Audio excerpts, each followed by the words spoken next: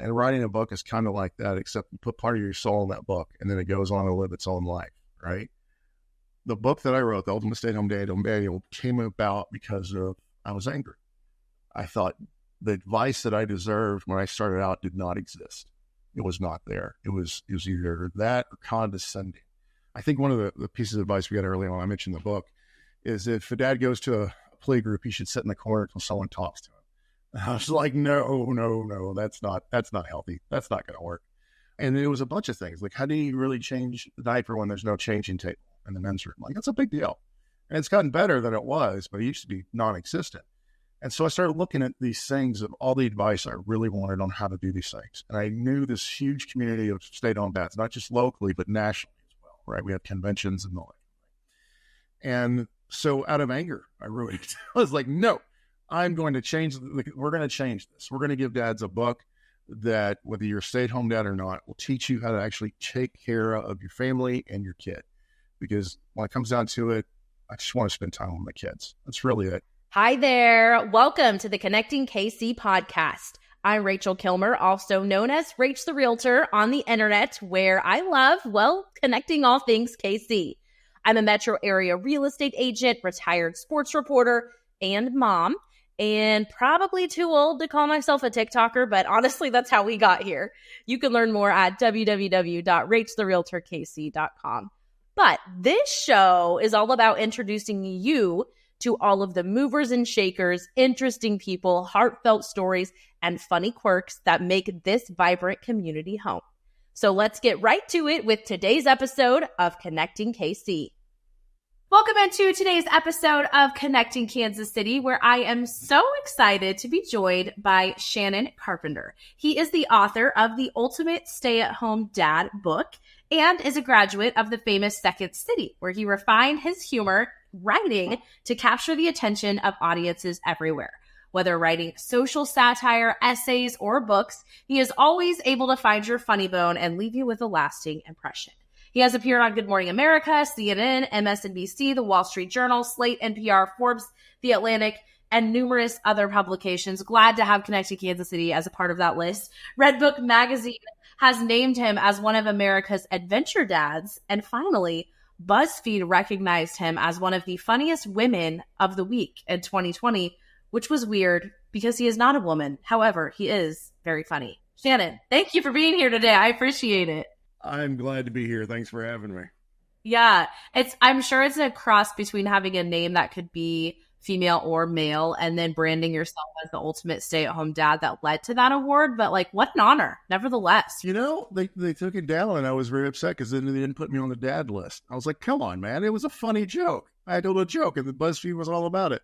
And the thing in my profile picture, I had this big beard and they didn't look. I was like, that's okay. Really rigorous criteria for that. So I know. It was a funny joke. It was. Yeah. So tell me about your journey to becoming a stay-at-home dad. Is this what you dreamt of as a child and you always thought you would do with your life? Oh, no. I didn't even consider it until I said it out loud. You know, the funny thing is about the stay-at-home dad thing, you know, I grew up in southern Arkansas for a while and in Texas, a very traditional kind of family. And I never thought about it, right? I went to school, I went to college, I met my girl, my wife, Erin, and then we got married, and then we had our first kid.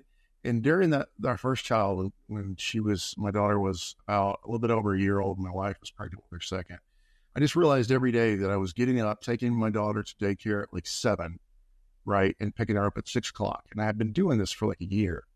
And it felt like a rut. And I just didn't want to do that like that, right? I didn't feel like we were a family. So I talked to my wife. We sat down. I said, I think one of us needs to stay home, right? That's how the conversation started. And this was 2007 when we started that conversation, when my son was a couple of months from being born. And my wife is in advertising. She's an advertising executive. At the time, I was working I was an adult abuse investigator for the state of Texas. So her career track was just higher than mine. Right. Then I was government work. She was corporate.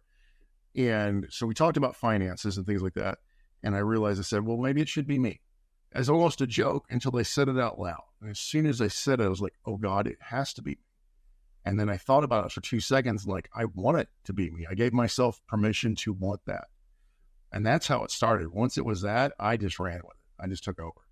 That's so awesome. So what was the reaction? I mean, did you have the full beard back then? And when the full bearded dad shows up for the play date at the playground, did you get a reaction out of people? You do when you're a dad, when you go out there. I don't have, my beard's bigger than it was back then. I didn't have a beard. But, I'm a bigger guy with wide shoulders and things like that. So you're seen as kind of scary. And I totally understand that, But it makes it lonely at the park when no one talks to you, or at the play groups, or at the, the story time hours. And I can sit in the middle of the story time and just have no one around me, even though it's packed. And that's kind of depressing. So I went and found my own dad's group. That's what I did. I found friends. Yeah. Did you have friends that were also stay at home full time? I did not.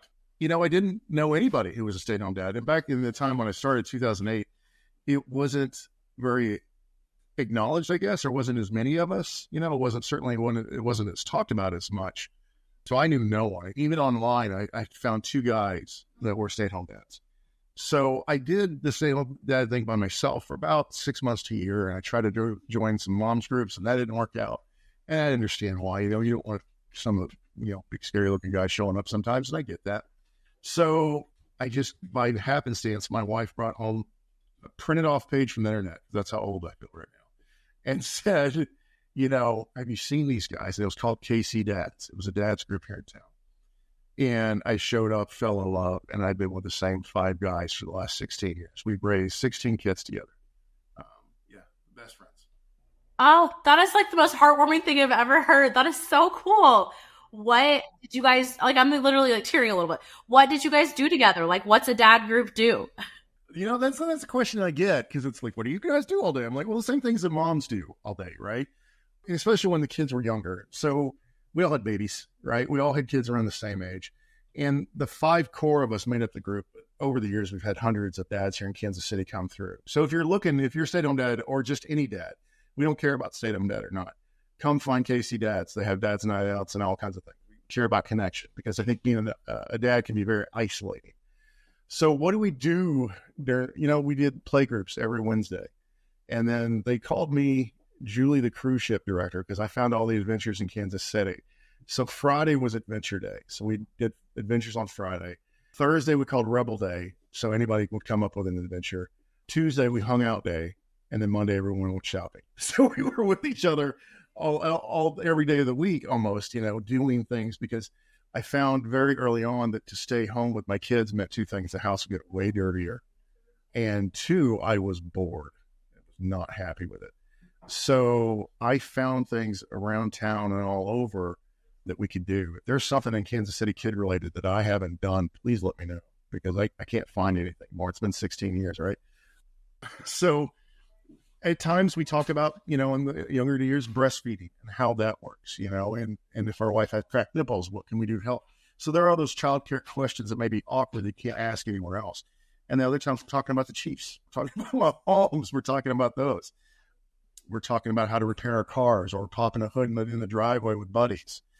Other times we're talking about how to change a diaper when there's no changing tape on the men's room. Anything parenting, we have no limits. That's the whole point. That's so, so, so cool. Did you struggle with, like, I don't know if masculinity is the word, but giving up your career to stay home, and it's like a somewhat acceptable thing for women to do, although that's a whole nother can of worms. Did you struggle with that yourself? And how did you process that? I'll tell you, we don't have the mom wars in the dad world. We don't have working mom versus stay-at-home mom and that debate. That doesn't exist for us. We just don't care. It's not something we talk about. So you didn't use the right word. Did I struggle with my masculinity? Because that's what a lot of people comes down to. And I think I struggle with the identity at first. And I'm open about that.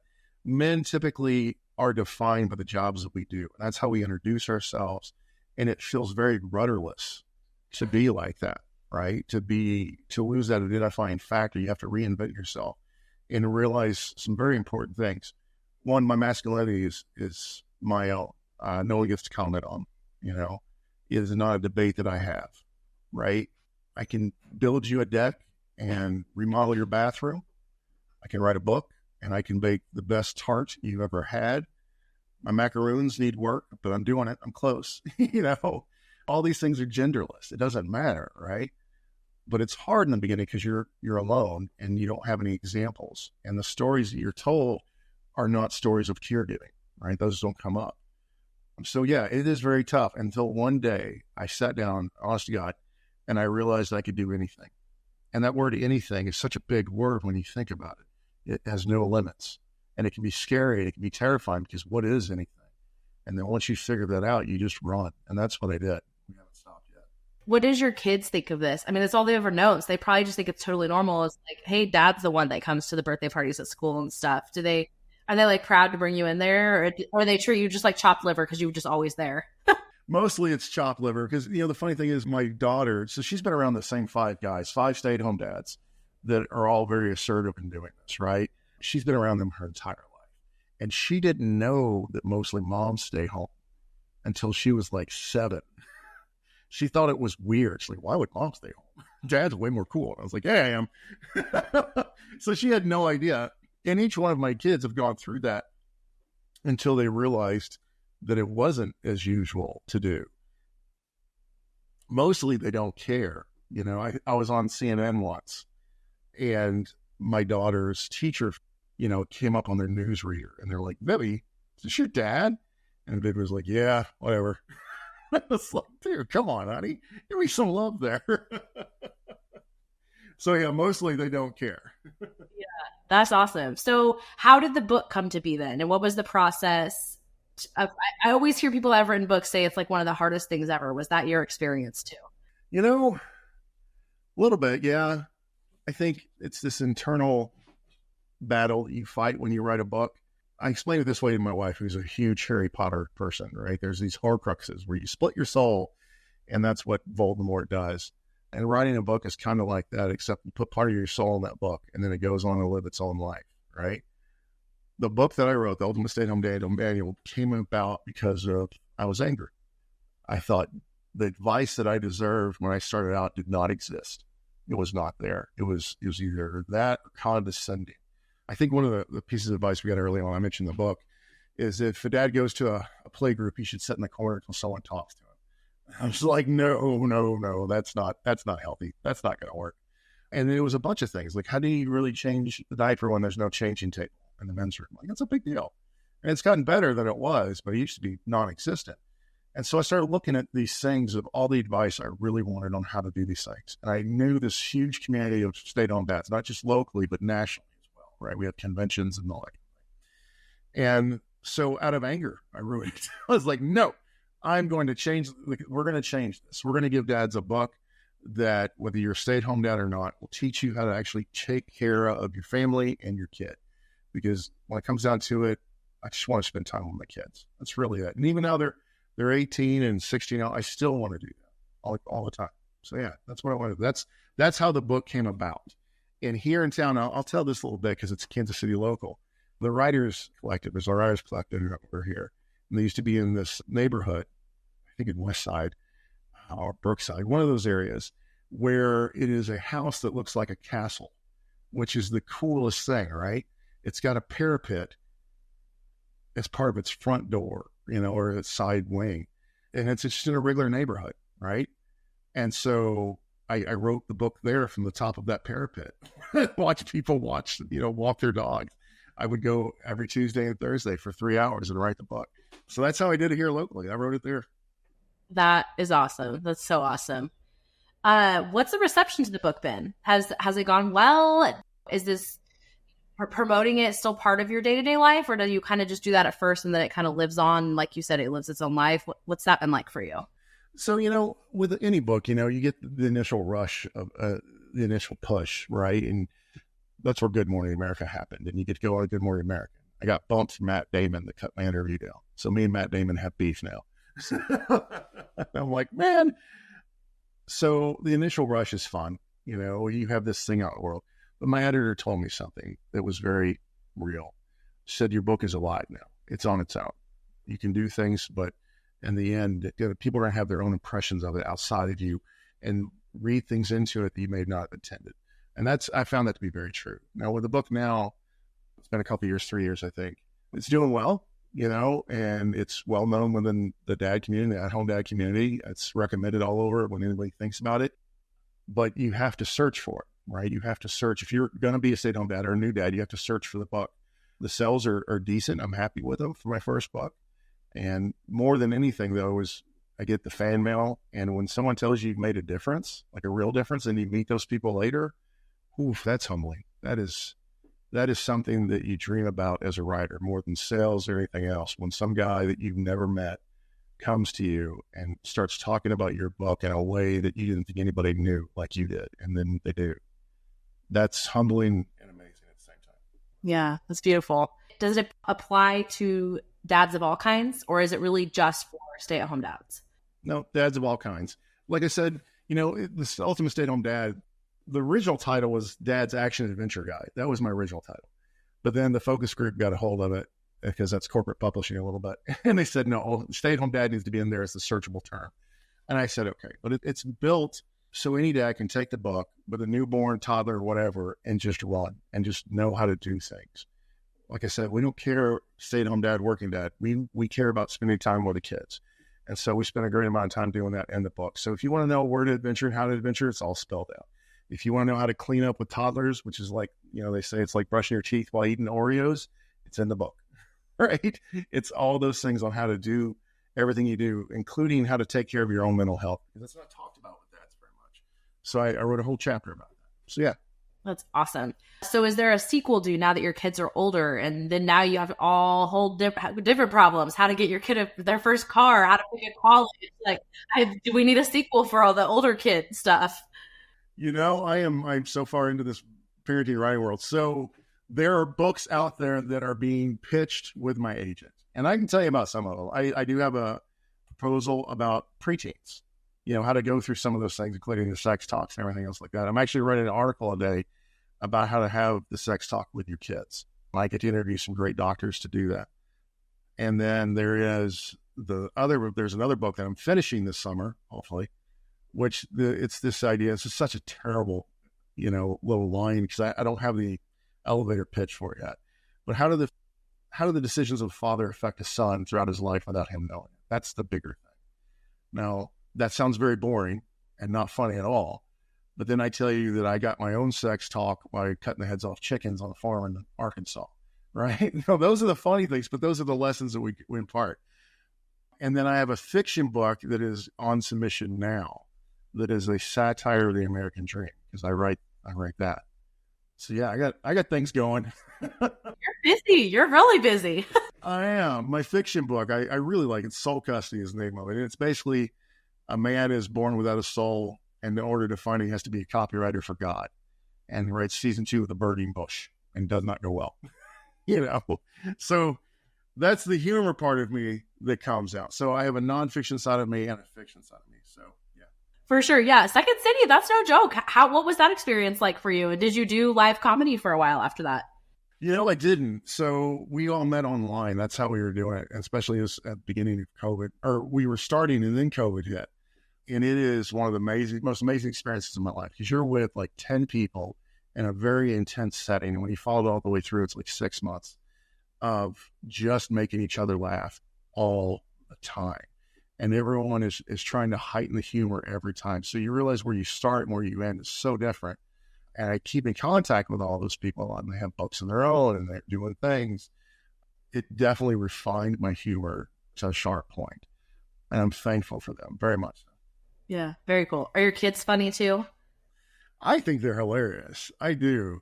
It's funny. When the book came originally, you get the big box of books, the very author moment. And we opened it and we were all excited. And my daughter, who was like 16 at the time or 15 or something, she picked the book up and quietly started reading it. And she looks at me, she goes, "Dang, Dad." And I said, "What?" She goes, "You're actually funny." Like she said, "That's a disappointment." I was like, "Thanks, honey. I appreciate you." I think my kids are hilarious. I think my second son, Wyatt, helped me write Soul Custody. We would brainstorm stuff all the time. And I think he's hilarious. My youngest son is hilarious. My daughter, she's funny. Yeah, I think we're all funny. Aaron can be funny. Yeah. So what has your wife's experience been like with all this? And I wonder, were people like kind of judging her for having you stay home with the kids at all? Or, I mean, yeah, what was that dynamic like for you guys? So truthfully, I think she kind of gets judged harder than I get. And she is the catalyst a lot for all this. A better way to say, she's my cheerleader. She's always the one that is bragging on me all the time. Like even, she's like, hey, I talked to this person today and I told them about you and your book and you need to go talk to them. Or she says, you got to get a stay-at-home dad. They're great. She is the most supportive that you can be. Now, there have been times where people have asked her, how could you let your husband stay home? Right. And I was like, I did not ask for permission. Like, I don't need to ask for permission to be with my kids. And that's what she says. I think she gets judged a little bit more harshly than we do. I think moms in general get judged harsher than dads. Dads are seen as incompetent, which bugs me to no end. But we're not seen as the way moms are seen. If moms aren't perfect, then there's a lot of backlash. Or should they work? Should they not work? I get none of that. I get asked if I wear a dress. I get asked if I'm a real man. Those things have come up. Any kind of article I write, just check the comments. They'll be there. It doesn't bother me. So yeah, Erin she's taking her shots. So what does the future look like for you? Post, I don't know, I'm sure stay-at-home moms don't get asked this, so I almost feel bad asking that. But once the kids are out of the house, what's your plan? Have you thought about that? Like, are you going to feel purposeless after that? Or then you go full send on all the books and comedy and stuff? So, this was a conversation I had, I had it 7 years ago. Because I had the same thought as stay-at-home moms. Now, stay-at-home moms have been through this. And I read a lot of how they transitioned from kids to no kids or kids in school to see what their experience was like. For me, what turned out to happen, is when my youngest went to kindergarten, I spent 3 months basically in the woods every Tuesday, Thursday, or something like that, doing 5-mile hikes, just trying to get my head on straight. And it was my wife that pushed me forward. Of course it was. It's always her. And she said, when are you going to stop messing around and write for real? Like, she just knew that was going to happen. Like, she said, that's what's going to happen. And she's a lot more swear words when she did that, but I don't want to ruin your podcast for you. And I was like, okay. And so I wrote a short story just for fun. And the short story took off online for a little bit. And it was a fiction story. I was like, oh my God, I really can do this. I'd written for 10 years on a blog just by myself, very low audience. I always loved it and always had great feedback, but I never marketed it. But then I realized that maybe I wasn't a bad writer, that maybe I could get better, and maybe there was a voice in me that could speak. And that's what happened. And so since the book has come out, and since that time, 6 years ago, I'm just a full-time writer now. I write for all kinds of places. I have a piece on CNN coming out soon. It's in the Atlantic. What I'm trying to do with those pieces is direct the conversation of fatherhood. That's my actual goal. Is I'm trying to fight against these Andrew Tates and other people of the world, this toxic jerk-offs. Sorry, they make me mad. To show you that there is a better way for men to be. And I know guys who are the example. And I'm trying to make it dramatic and comedic and to get those views and things like that, because there is a better conversation to have around fatherhood. Instead of focusing on the dads that don't know how they're doing, I focus on the advice that dads need to get from point A to point B.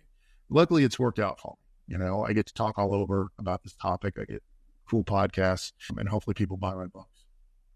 Yeah, that's awesome. It's beautiful. Well, very, very cool. Okay, the last 2 questions I ask everyone that comes on the show. First one is, what is a great meal that you've had out and about in Kansas City recently? Oh, Lord. So I did a thing. Like, this is a thing with me, right? I did a thing where someone had listed the best restaurants in Kansas City, like these ones you wouldn't know about. And so I've taken my wife to like 80% of them. So, is it Le Fou Frog, the French restaurant, I think, is amazing. It is amazingly good. I had the best lamb chops there in the history of lamb chops. It is so good. So I would say that is on top of my list. That's a good answer, for sure, for sure. Okay, last question is, where can people find you? If they want to order the book, where can they order the book? Where are you on social media? All of that good stuff. So you can find me on Twitter, or X, or whatever you want to call it. Just, either just type in Shannon Carpenter author. I pop up on Instagram, TikTok. If you want to see the adventures I've done with my kids, you can find me on TikTok, Shannon Carpenter author. We just did last summer. We do a dad's trip every year where it's 5 dads, 16 kids, no moms. All moms stay home. I don't know what the moms do. I'm guessing they drink wine and have pillow fights. We don't ask. We don't care. We've been doing this for 14 years, right? So on those trips, though, we see the most insane, fun things we can. Like, I really have been to the world's biggest ball of twine, to the world's largest pair of underwear, the largest pair of overalls, shoes. This last trip, we spent time in an antique fan museum. They know that was a thing, and it was amazing. And so the moms stay home, and we just take off for 4 days, and we tell them we'll see them when we come home. That's what we do. We pick a state, and we drive, and that's it. And now our kids are old enough to drive too, so I get to sit in the passenger chair, and that's cool. I like doing that.